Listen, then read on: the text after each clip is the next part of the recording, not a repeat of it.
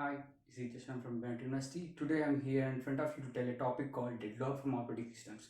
So before entering into our topic deadlock, let me tell you what is an operating system. Operating system is interface between a computer user and the computer hardware. So some of the basic tasks what the operating system is to is file management, memory management, process management, giving security and some etc. tasks. Some of the operating systems what we daily see is Windows operating system, Linux operating system, Mac OS operating system. So let us enter our topic deadlock. Let me give a general life example from deadlock. See, let us take a single road. Let from one side one car is coming, from another side another car is coming. They both came to closer and closer. But if one car has to cross that car, the other car has to move back because it is a one-way road. But this car has emergency work and this car has emergency work, but they don't like to go back. Here this type of situation is happening is called deadlock situation. This is the one of the example, but you need some more clarity. Let me tell you another example. Before, let me take you and your friend. You want to call to your friend, it is emergency work, but he want to call you but he also have emergency work at the same time, and this at this time deadlock happens. Let me show you a definition of the deadlock, types of deadlock, and writing in the pen and paper. Let's go to the pen and paper.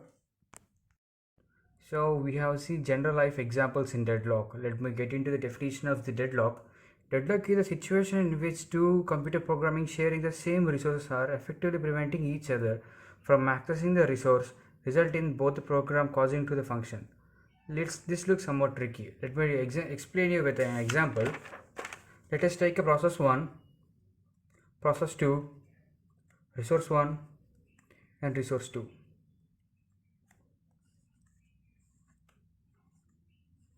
Resource 2 is allocated to process 1, but process 1 requests the resource 2. Here is a tricky. Resource 2 is already allocated to the process 2, but resource 2 requests to R1. Here to complete the process 1, process 1 requires resource 2, but resource 2 is already allocated to process 2.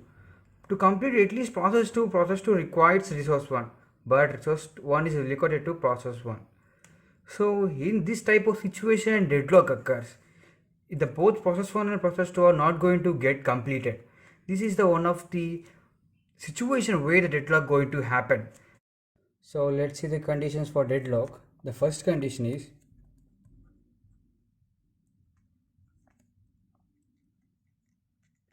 mutual exclusion. The second condition is hold and wait. The third condition is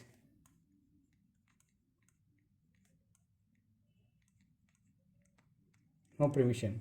And the last condition is the circular wait.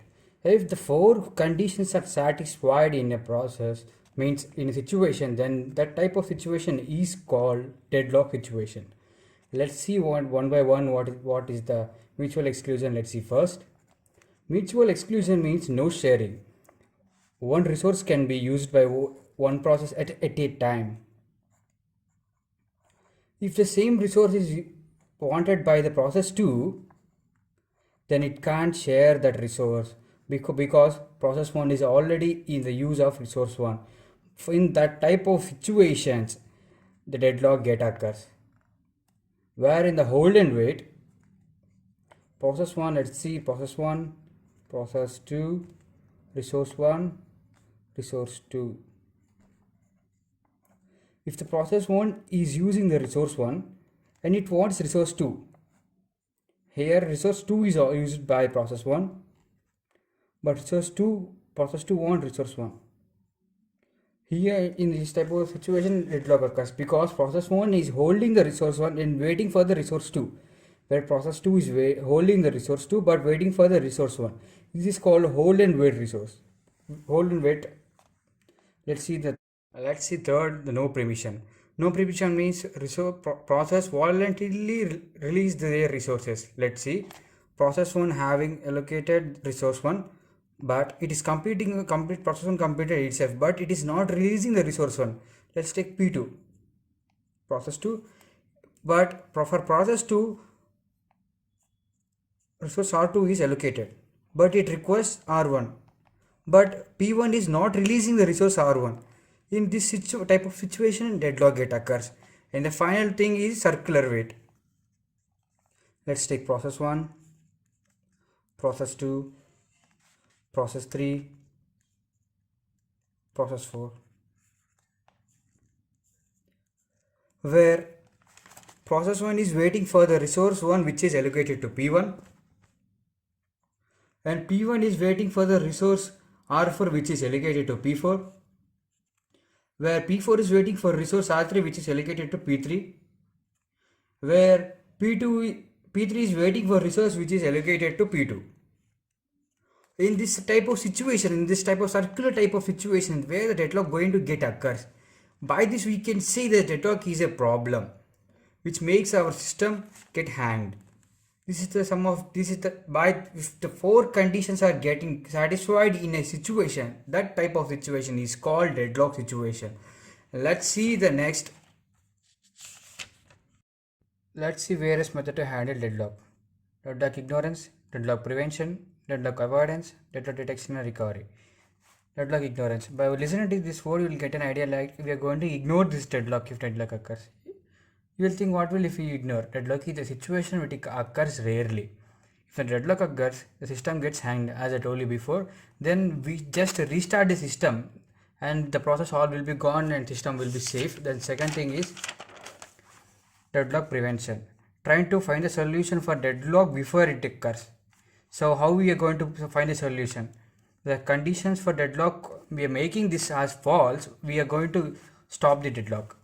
Mutual exclusion. As I told you that as we learn the mutual exclusion means the process is shared to only one process.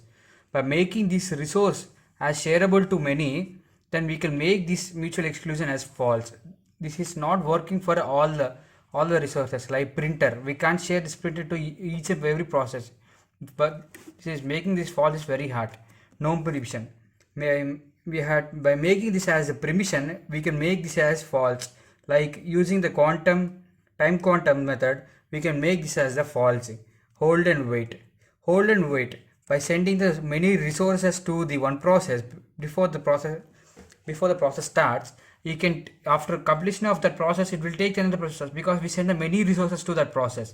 By this, we can making this as a false. And the circular wait, by giving the numbering to the resources, like giving the 1 to the printer, 2 to the CPU, like etc. By this way, we can make this as circular wait as a false. Let's see next. Deadlock avoidance. Deadlock avoidance. In this, we have to check whether after sending the resources, we have to check whether the process deadlock going to occur or not.